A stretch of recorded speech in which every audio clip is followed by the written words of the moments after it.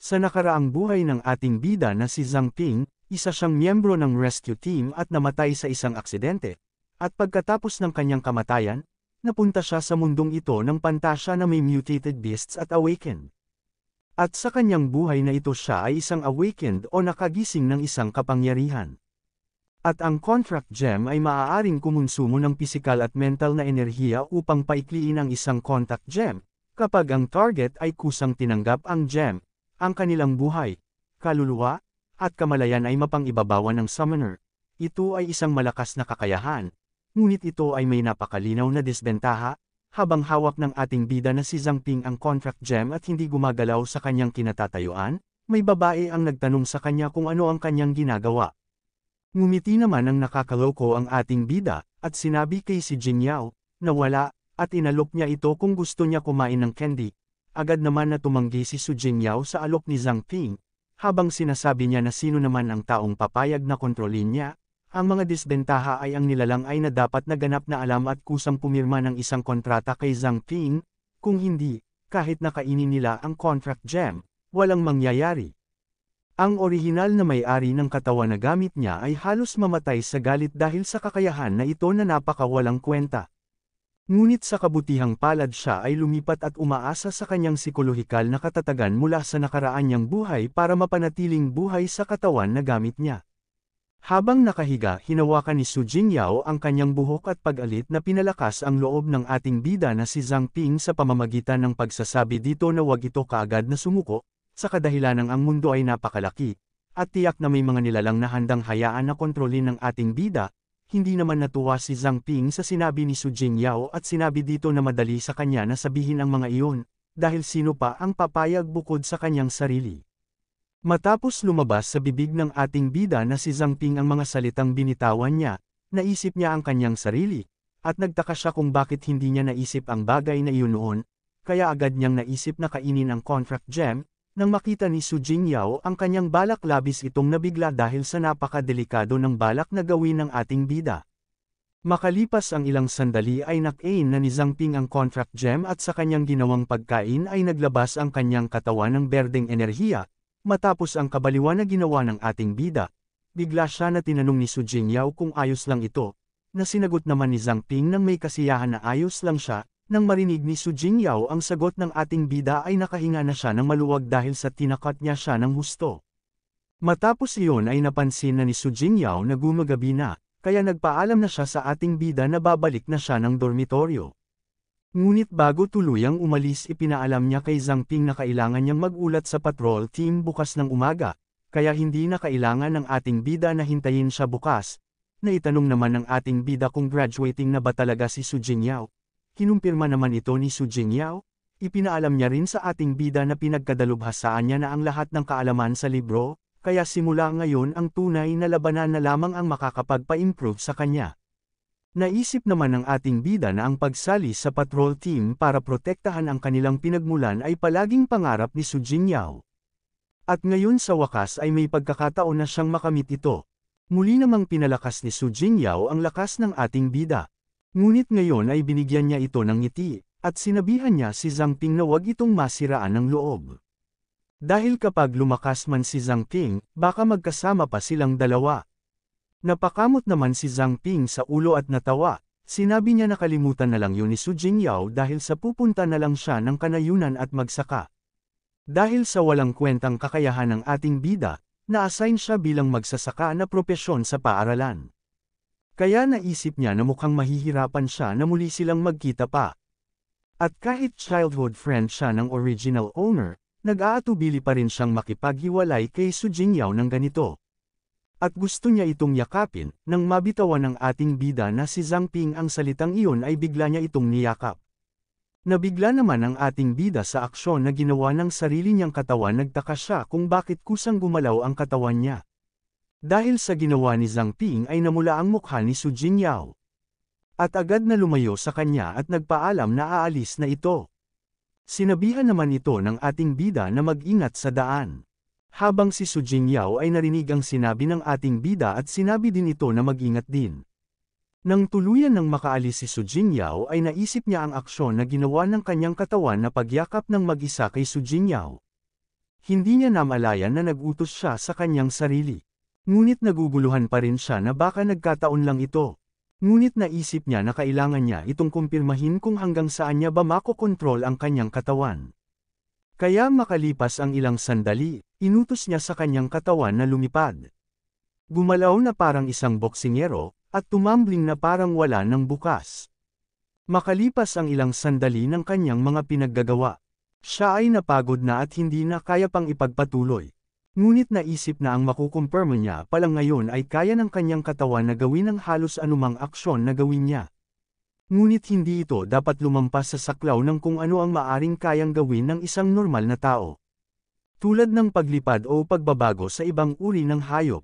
Bukod pa rito, ang ilang mga aksyon na hindi niya pa nagagawa noon ay maaari niyang gayahin batay sa kanyang memorya, kaya ayon sa teorya, hanggat ang kanyang mga pisikal na kakayahan ay nakatugon sa mga pamantayan, maaari niyang makabisado ang iba't ibang martial arts nang walang kahirap-hirap, hanggat makahanap siya ng paraan upang ma-improve ang kanyang physical fitness, ay maaari siyang maging mas malakas, ngunit ngayon ay mayroon pa rin siyang isa pang tanong na dapat makumpirma.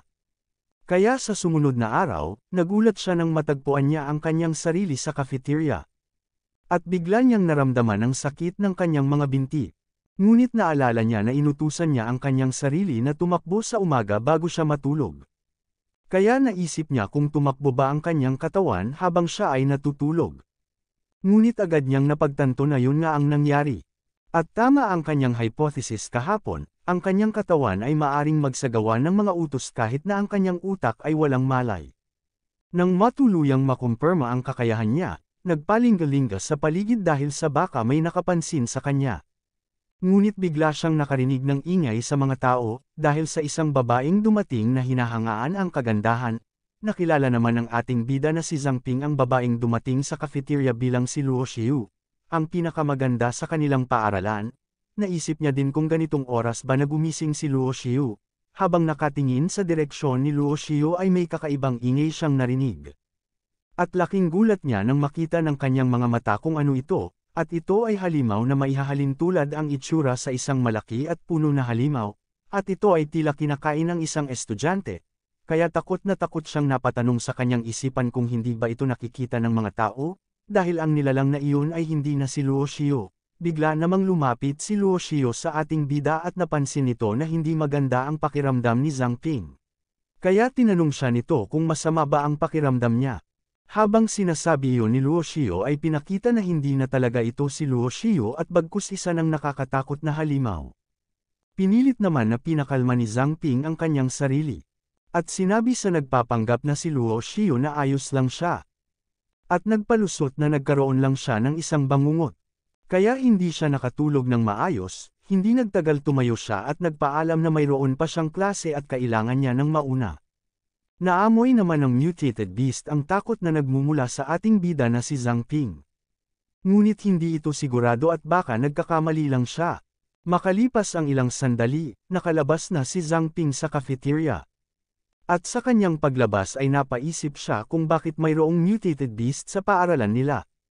At kung wala bang nakakapansin noon, o hindi kaya ay may problema lang siya sa mata. Ngunit naisip niya na kailangan niyang magmadali na iulat ito sa isang guro. Habang patuloy sa paglalakad napasilip siya sa isang silid. At laking gulat niya nang makita pa ang isang mutated beast na kumakain ng isang estudyante. Kaya agad siyang napatakbo at umakyat sa rooftop ng paaralan. At sa kanyang pag-akyat napasigaw siya. Habang hawak ang kanyang ulo naiisip niya na may mali dito. At nagtaka kung ang lugar ba na ito ay impyerno sa lupa. Dahil sa mga kakaibang nakikita ng kanyang mga mata, napatingin siya sa contract gem at pinagdudahan niya na ito ang dahilan. Dahil pagkatapos niyang kainin ang contract gem ay nakakakita na siya ng mga mutated beasts, kaya muli siyang kumain ng contract gem sa pag-aakalang maibabalik siya nito sa normal. Matapos niyang makain ang contract gem ay muli siyang naglabas ng berdeng enerhiya. Napansin niya ang isang dugo sa kanyang ibaba. Nagtataka siya kung ano ang nangyayari. Ngunit ang system ay nagsusuri, at hindi nagtagal ay naging matagumpay ang pagsusuri ng ating bida, at ang pag-replay ng footage ay nakita niya. Habang ang isang tao ay kinakain ng mutated beast ng walang kalaban-laban.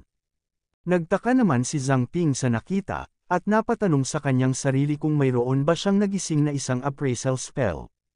Pinakita naman ng system ang kasalukuyang attributes pay ng ating bida, at ang contract gem ni Zhang Ping ay nasa antas 1, sa pamamagitan ng pag-inom ng pisikal at mental na enerhiya upang paikliin ang isang kontratang hiyas. Kapag ang target ay kusang loob na tumanggap ng hiyas, ang kanilang buhay, kaluluwa at kamalayan ay pangingibabawan ng summoner, at sa kasalukuyan ang epekto ay na-activate na. Napaisip naman ang ating bida na si Zhang Ping sa kung ano ang ibig sabihin ng na-activate na.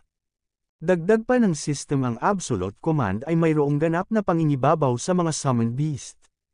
At hindi nila kayang labagin ang utos, at ang Absolute Obedience naman ay kailangan na ganap na sundin ang mga utos ng summoner, at matapat dapat na isasagawa ang mga utos ng summoner.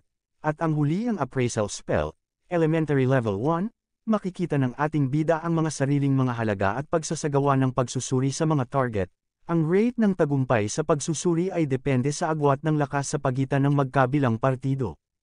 At ang bagong talento ng ating bida na si Zhang Ping ay dumating nang hindi niya maipaliwanag, at duda niya na maaring ito ay galing muli sa pagkain niya ng contract gem. Matapos ang kanyang mga pagdududa, nagsimula siyang magsuri ng mga nangyayari sa kanya. Una dito ay ang pagiging sariling summoned beast niya at contractor. Pangalawa, kontrolado lamang siya ng contractor, at iyon ay ang kanyang sarili. At ang kanyang katawan at isipan ay hindi nakikialam sa labas ng mundo. Pangatlo, dahil sa second point, ang anumang spell ay hindi epektibo laban sa kanya.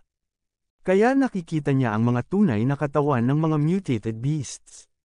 Pang-apat, ang mga mutated beasts ay pawang makalangit na normal na fox na may mataas na antas. At ngayon siya ay level 1 pa lamang kaya hindi nila siya kalaban. Panglima, sa pamamagitan ng pag-asa sa cognitive distortion, itong makalangit na kasanayan, kahit na ang mga makalangit na normal na fox na ito ay kumakain ng mga tao sa labas, ang iba ay makikita lamang ang dalawang mag-aaral na karaniwang nakikipag-usap sa isa't isa, kaya naman walang mapansin ang iba na mali, dahil ito ay isang mental control type ability, at naalala niya na ang kakayahan ni Su Jingyao ay isang mental type din, kaya naisip niya na baka may maitulong ito. Makalipas ang ilang sandali natapos na ang kanilang klase. At sa kanyang paglalakad sa labas ng kanilang paaralan napansin niya na naman ang isang mutated beasts na nagpapanggap na isang tao. Kaya napatanong siya kung gaano ba talaga karami ang mga ito. Matapos ang kanyang paglalakad siya ay nakarating sa punong tanggapan ng patrol team, sa kanyang pagpasok agad siyang tinanong ng babae kung ano ang kailangan niya. Lumabas naman ang pawis sa mukha ng ating bida at sinabi sa kaharap niyang babae na hinahanap niya si Su Jingyao. Dahil sa ito ay mag-check-in ngayon, sumagot naman ang babae sa ating bida nang maghintay ito, habang si Zhang Ping naman ay nakikita ang totoong katawan ng mutated beast. Matapos iyon umupo ang ating bida sa isang tabi para hintayin si Su Jingyao. Ngunit napapaisip siya na maski rin sa patrol team ay may natural order foxes o mga mutated beasts. At napagtanto niya rin na kahit na high-level awakened ay hindi rin ito nakikita kahit na isa lamang itong ilusyon. Habang nagmumuni-muni ang ating bida, dumating na si Su Jingyao at tinanong siya nito kung ano ang kanyang ginagawa dito. Sumagot naman si Zhang Ping na nag-aalala siya kay Su Jingyao na baka hindi ito maka-adjust ng mabuti, kaya napadaan siya para tingnan siya. Ipinakilala naman ni Su Jingyao ang ating bida sa mga kasamahan niya, at sinabi niya kay Zhang Ping na pinakikisamahan siya ng mga ito ng mabuti. Nang malaman iyon ng ating bida ay nakahinga na siya ng malalim. Sinabi naman ni Su Jingyao na simula ngayon ay magsisikap siyang maging matatag sa hinaharap. At lalabas siya para labanan ang mga mutated beasts at ipagiganti ang kanyang mga magulang. Bigla namang naalala ni Su Jingyao na kulang pa sila sa mga tao ngayon. Kaya tinanong siya ni Su Jingyao kung gusto niya bang irekomenda sa patrol team.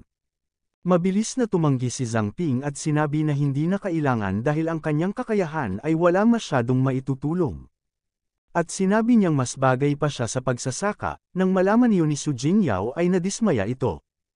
Makalipas ang ilang sandali na pagdesisyonan na ni Zhang Ping na umalis na, dahil sa mukhang ayos naman si Su Jingyao. Sinabi niya na hindi niya na siya aabalahin, bago tuluyang umalis napakagat siya ng labi. At nagpaalam na sa nagpapanggap na si Su Jingyao dahil sa naging isa itong mutated beasts, at ganun din ang kanyang mga kasamahan, Makalipas ang ilang sandali siya ay tuluyan nang nakalabas sa punong tanggapan ng patrol team. Sa kanyang paglabas galit na galit siyang napaisip. Kung anong klaseng biro ito, dahil sa pagkakaalam niya ang patrol team ang pinakamalakas sa Pearl City, pero bakit ang mga ito ay tuluyang nalipol ng mga mutated beasts? Naisip niya rin si Su Jingyao na kahit ngayon lang ito dumating dito, naging isa na rin itong mutated beasts, at mukhang hindi lang nakalusot sa paaralan ang Natural Order Foxes, ngunit sa buong lungsod na rin, at lahat ng tao sa Pearl City ay parang alagang mga hayop ng mga mutated beasts.